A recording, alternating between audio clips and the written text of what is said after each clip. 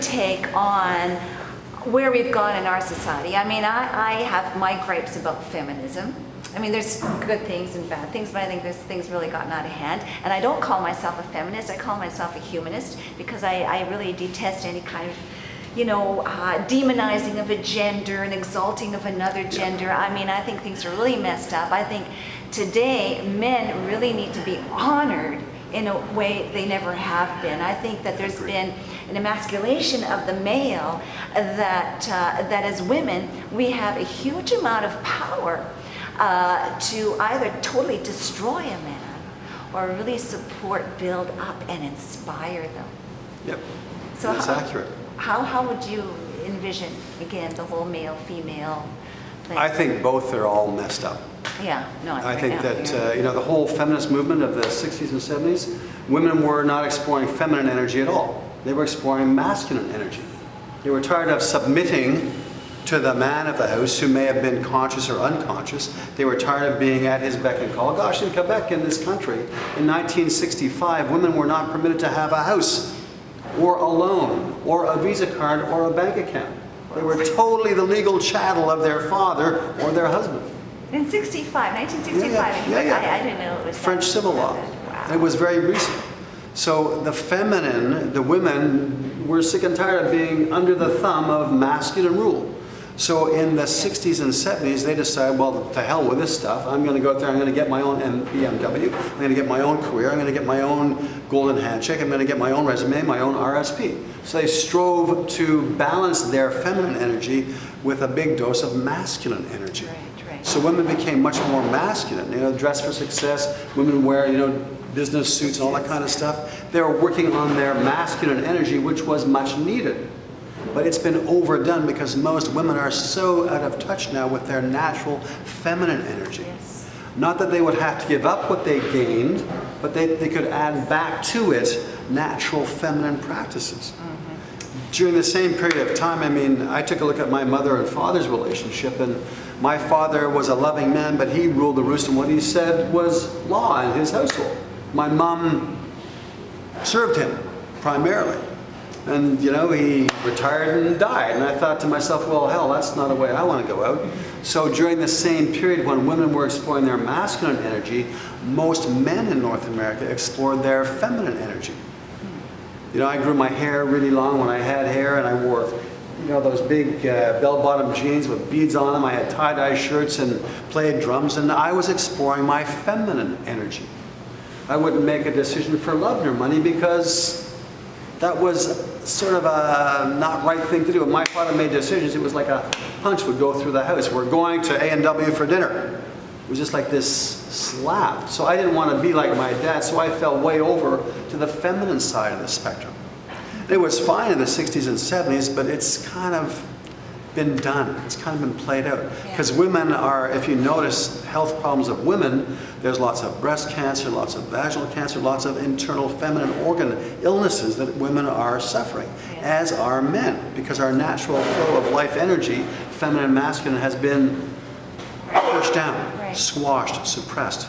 Because pure feminine, boy, that's way too much, and pure masculine, boy, that's wrong. So both energies have been made wrong over the last couple of thousand years, to the point that we don't even recognize ourselves. That many women have a hard time even getting that there's two different types of energy, and that they are highly feminine, and that men have a real problem sometimes saying what's so and being on task and going for the gusto and going for purpose, because we've both been suppressed and made wrong. Right. And this is where, because this is the one thing that struck me is in meeting a lot of men and dating a lot and whatnot, is I found that there are just so many men do not know who they are. They've lost a sense of clear purpose, a clear sense of strong identity. And even for women, it's like we want men to be strong. We want them to know who they are. It's like we don't want to be here to fix them or something. But men need to almost kind of rediscover their strength as men. Yeah, that's absolutely correct. I've worked with probably 15,000 men over the last 10 years. And what I've noticed consistently and ongoingly is most North American men are out of touch with their deepest heart's purpose, their legacy, what they want to leave behind when they die. Most men are that way. I did a radio show about men aging about 3 months ago. And they're all talking about the body and the mind and blah, blah, blah, and retirement. And I said, well, wait a minute. I know 85-year-old men that are up to something in their life. They have something to do. They're on purpose. They've got a task or a gift to give. And they're vital, they're alive, they're active, they're healthy.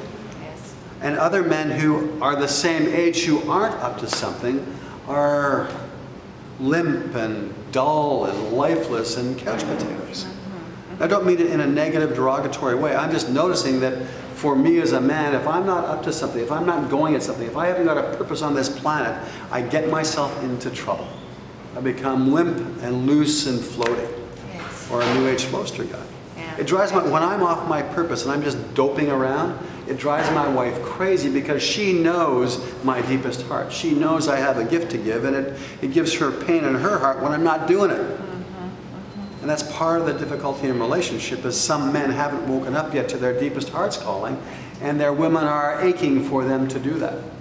They're aching to be championed in a way. Yes, yes. And what have you found for women in terms of your experience? I mean, I'm assuming you probably work more with men than women, but I don't know. But have you noticed a certain I've noticed a issue? couple of things. Many women are frightened to death of their own femininity. And their own feminine energy, so they get catty and bitchy with each other. And she's they get this kind of nasty stuff going on amongst each other. So the sisterhood, which is so vitally important for women, has been damaged by the jealousy and the envy.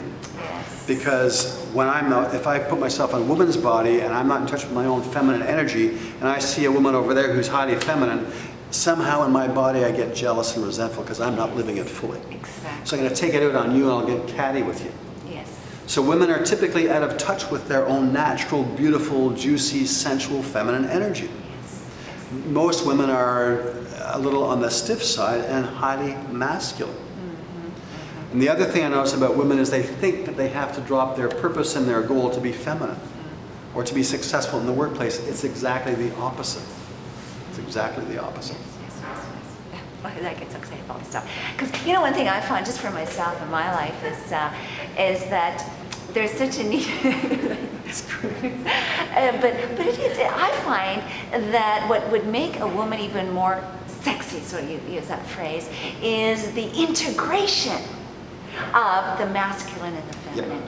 Is to own a bit of that masculinity of like, whoa, I'm going to go for it. You've got some power, some passion and purpose, and yet at the same time being very feminine about it too, and not afraid of your own sexuality, not afraid of your femininity, but being able to really fully own it.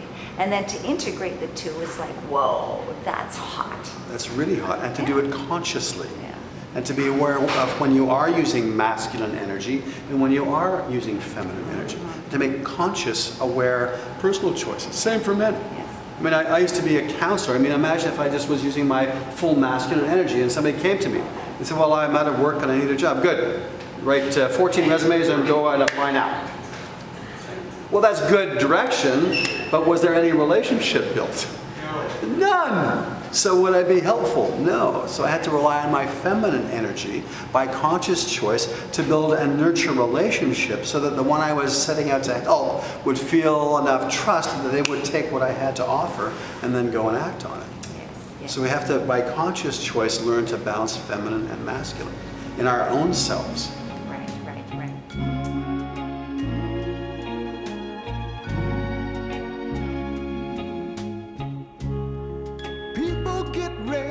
There's a train a-coming. You don't need no baggage, you just get on board.